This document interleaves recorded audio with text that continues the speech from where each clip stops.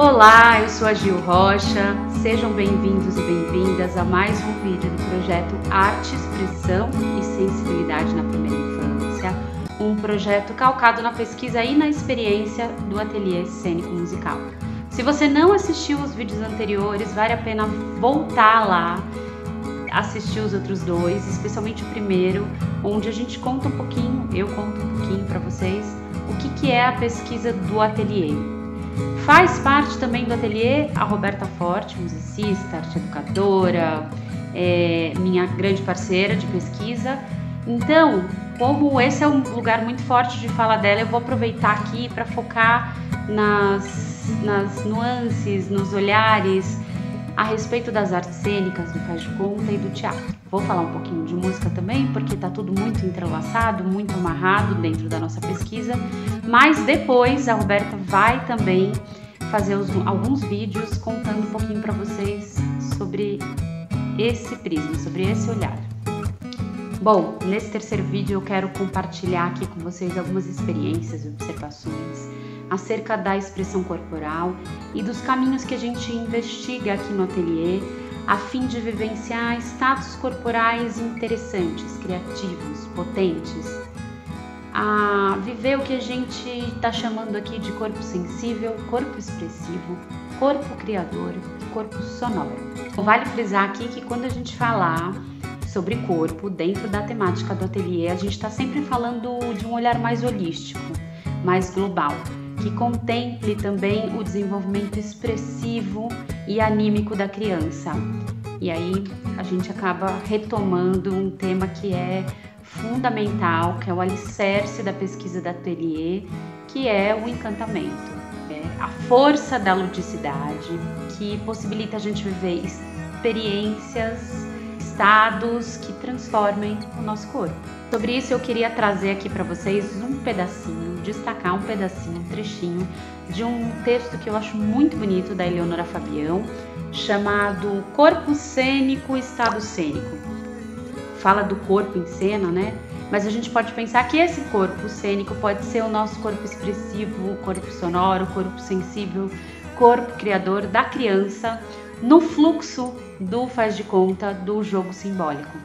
Então, ela escreve: imagino a praia às 9 da manhã, maresia, azul e luz. Lembro da sensação da correnteza repuxando as pernas e os passos, do impacto firme da primeira onda e chuá, mergulho. Água fria no couro cabeludo quente. Submersa, que passem por mim ondas de ondas, fluxos e refluxos do tempo. Olho em volta, a firmeza da paisagem, apesar do mar, do vento e do pássaro. A vertigem fixo móvel. Já fora d'água, o corpo distendido no espaço, a praia se foi como uma onda, e eu fiquei na sala, salgada. Imaginar transforma a matéria. Rememorar transforma a matéria. O corpo cênico experimenta espaço e tempo potencializados. E também o corpo cênico potencializa tempo e espaço. Imaginar transforma a matéria. Isso é maravilhoso de pensar, né? Para transformar essas matérias e convocar esses corpinhos para o jogo simbólico, para o jogo expressivo. Um recurso muito utilizado pelo ateliê são atividades, jogos, brincadeiras que proporcionam uma investigação, uma exploração dos sentidos e da propriocepção. A propriocepção está ligada à capacidade de compreender a posição do corpo e as suas partes no espaço, ou seja, se entender no espaço. Além disso, ela possibilita que o indivíduo construa a imagem do seu corpo na mente, tendo uma noção de dimensão, formato e o espaço que ela ocupa. Bom, vamos lá, exemplos práticos. Uma coisa que a gente faz muito no ateliê são as massagens e automassagens que ativam o tato e ajudam a criança a acolher o corpo, o peso do corpo, o contorno do corpo, além delas terem uma função prática, né, de nomear as partes do corpo. Meu pé tem dedos, meu pé tem sola com o peito do meu pé, chuto bola. E de ser também uma prática de cuidado, de afeto da criança com o seu próprio corpo e com o corpo do outro que está ali com ele. Essas massagens, elas vêm através da música ou de estímulos sonoros, ou então elas são contadas, envolvendo as crianças a partir das imagens trazidas. O outro recurso são brincadeiras que materializem a imagem corporal e depois, a partir dessa imagem materializada, a criança pode intervir, reinventar, dialogar com essa imagem, né? Através de um contorno que vira um personagem.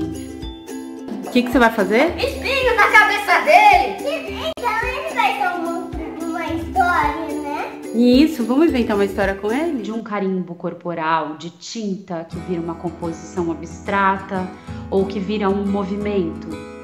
Outra coisa muito bacana são estímulos sonoros que podem servir de gatilho para a exploração corporal, para a investigação de movimentos e de estados.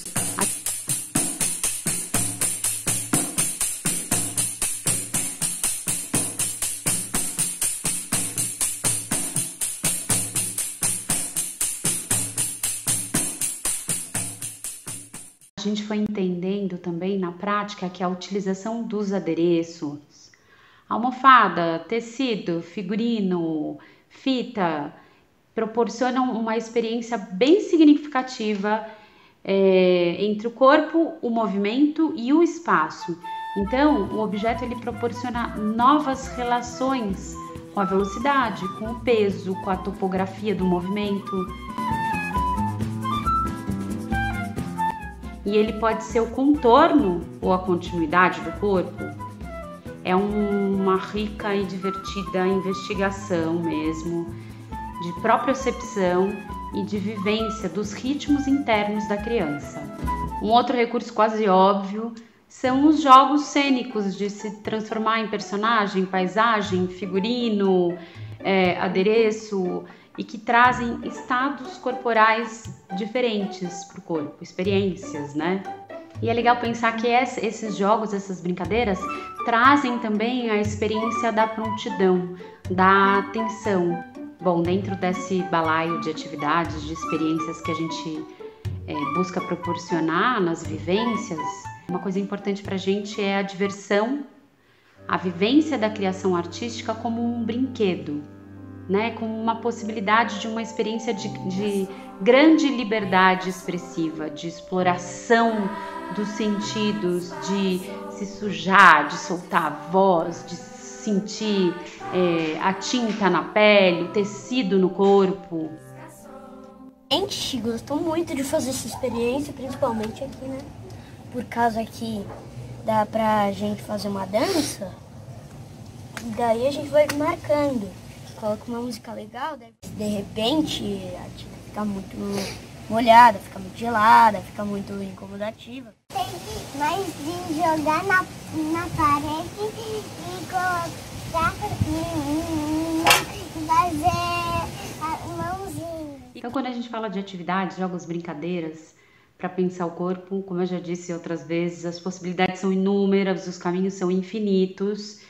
Então eu vou parar por aqui para trazer um outro tema que é muito caro para o ateliê, que foi muito importante nesses últimos anos e que está fortemente ligado a isso. Mas antes eu quero dizer que esses inserts de atividades que vocês veem entre os vídeos, muitos deles fazem parte de vídeos que estão completos no canal do YouTube do ateliê, gratuitos e que vocês podem consultar ali a hora que vocês quiserem. É só entrar no canal, seguir, compartilhar, assistir, fiquem à vontade, sejam bem-vindos. Então, fomos todos, nesses últimos anos, atravessados por uma pandemia. E daí, com isso, a gente teve que lidar com as limitações, possibilidades que surgiram com isso. Fomos obrigados a se reinventar e a pensar a educação, no nosso caso, a arte-educação, através desse viés, né? acendeu uma luzinha aqui pra gente no ateliê de como pensar caminhos para uma educação emergencial. E aqui eu trouxe o termo educação emergencial e não educação pandêmica ou educação na pandemia, porque a gente justamente está abrindo aí a reflexão para um olhar mais amplo. Então, quando a gente olha para um grupo de crianças, qual é esse contexto social? Qual é o contexto histórico que aquele grupo está vivendo? E a gente não tem como abstrair isso, né? Isso faz parte de quem é, da identidade daquele grupo e como que a gente vai lidar com essas questões. Então, com o bairro, com a criminalidade, ou com uma questão, com uma catástrofe, com uma guerra, se a gente for pensar em termos mais, né, grandiosos, mas até com coisas do dia a dia que implicam ali nas relações daquele grupo. Esse é um tema que atravessa, que implica, que modifica os corpos fortemente o tempo todo. Então a gente vai, para materializar essa conversa, trazer alguns exemplos de como a gente olhou para isso durante a pandemia, mas já estou jogando aqui que a ideia é abrir a escuta, o olhar, a sensibilidade para ampliar isso para o contexto de cada grupo. Uma das coisas que a gente fez foi trazer obras e temas que ajudassem a elaborar esses temas delicados que estavam atravessando as famílias. No caso da pandemia, né, as famílias que estavam em isolamento. Então, a gente trouxe, né, de forma lúdica o tema do luto, da saudade, do tempo e das transformações. Estão passando os dias, as semanas, os meses. Enquanto o tempo passava, o macaquinho de nariz branco começou a sentir profunda saudade da terra. Daí o macaquinho foi lembrando da sua família, dos outros animais, do grande baobá, da aldeia que ficava ali perto do baobá, das bananeiras. Ai! Daí que foi dando uma tristeza no macaquinho. Um outro exemplo de como a gente atravessou esse processo aqui é uma trilogia de vídeos que a gente fez dedicada às mãos. Então, observando esses corpinhos, né, uma coisa que estava muito na frente era como a mão, né, virou uma parte do corpo tão vigiada, cuidada, lavada. Então, nessa trilogia de vídeos, a gente traz diversas atividades, jogos, brincadeiras, músicas, histórias, que justamente buscam trazer para a mão, devolver para a mão, né, as possibilidades estéticas e de criação. Olha as minhas mãos, parece um bichinho de 5 pernas de outro planeta, eu não sei da onde. Aplaudem, se escondem, aparecem, sobem, descem, pegam, largam, tocam tudo. Tem bom tato, que bom tato.